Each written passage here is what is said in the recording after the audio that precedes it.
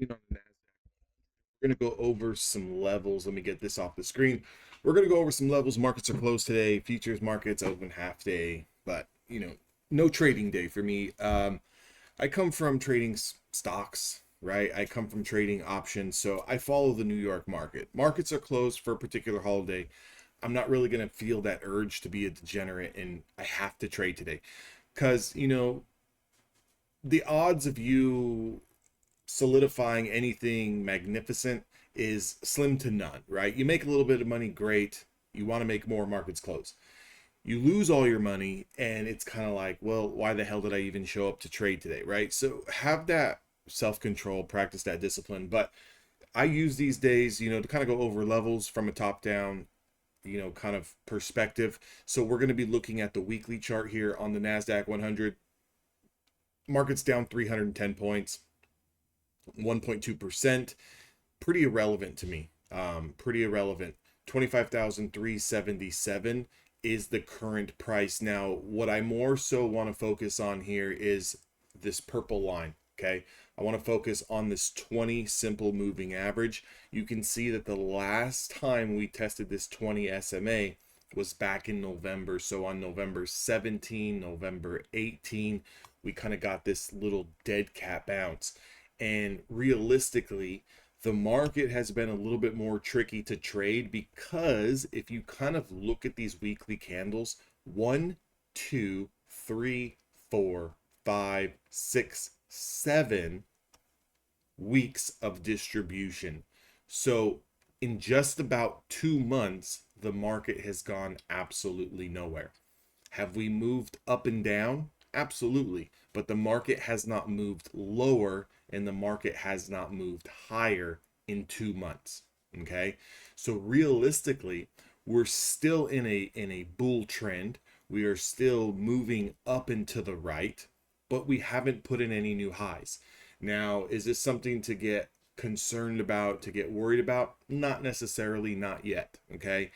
Is it something to kind of notice and take note of? Absolutely. If this current trading week, today is January the 19th, 2026, if this current trading week, the NASDAQ starts to lose this 20 simple moving average, what we are going to need to see on Friday, do we close below that 20 simple moving average? Okay. Or is it just a brief kind of collapse and then an immediate reclaim? So let me paint you a little bit of a scenario. Tomorrow markets are going to resume as normal. Let's say, for example, tomorrow we lose this 20 period moving average, and then by middle of the day, Wednesday, Thursday, we reclaim that 20 period moving average and close over the 20 simple moving average on the weekly time frame come Friday. Then I'm going to say, and I'm going to feel a little bit more confident to lean into those bulls, lean into those buyers for a potential break to the upside on this 2 month distribution. Now, let's say we have a dead cat bounce tomorrow on Tuesday that fails to kind of, have any real steam.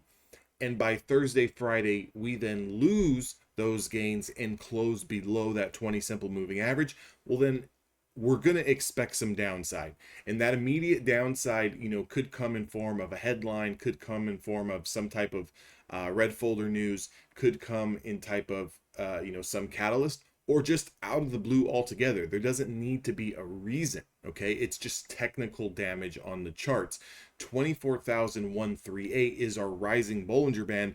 That could be the most immediate stop. Now, one thing I'm also noticing from these Bollinger Bands, they're starting to curl in. So if you look at the top Bollinger Band here and you look at the bottom Bollinger Band, they're starting to contract. Anytime you get contraction on your Bollinger Bands, is kind of signaling to you that there's a bigger move incoming. If that move to the downside happens to be, then we're looking at 24,100 and all the way down here to 23,400, 22,900. Okay, that would be the strongest level of support that we've seen since the tariff, sell off in April of 2025, because we have not tested the 50-day moving average, guys. Okay, so if we haven't tested the 50-day moving average in 1, 2, 3, 4, 5, 6, 7, it's been about 8 months since we've tested this 50-day moving average, which is all the way down here between 23,000 and 23,500. That could be your ultimate stop. If you're a longer term swing trader, you're a longer term investor, this is where you're going to want to do some dollar cost averaging. Maybe there's some positions that you've been looking to pick up. You're going to want to pick them up down in this range here. If you're a day trader and we're trading below this weekly 20 simple moving average, then you want to be shorting those pops. So anything off the open where the market kind of explodes, you're looking to those smaller time frames, via 60-minute view, 15-minute view, 30-minute view, 5-minute view. You're looking for those supply zones to find those areas to short. And what a lot of newer traders tend to get wrong is that they don't realize that on the larger time frames we're in a bigger downtrend or uptrend. But for this particular case, we're painting the example that we're trading below the 20 period moving average.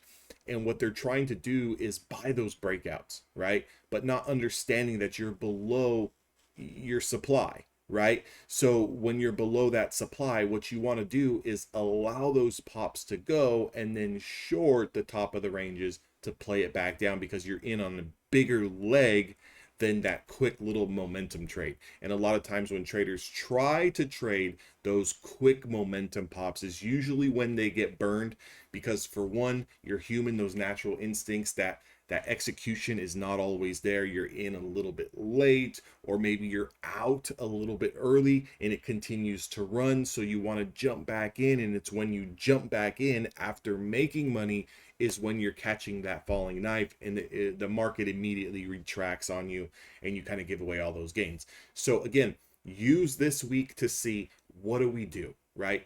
Do we quickly lose, meaning retest this 20 period moving average and then reclaim it?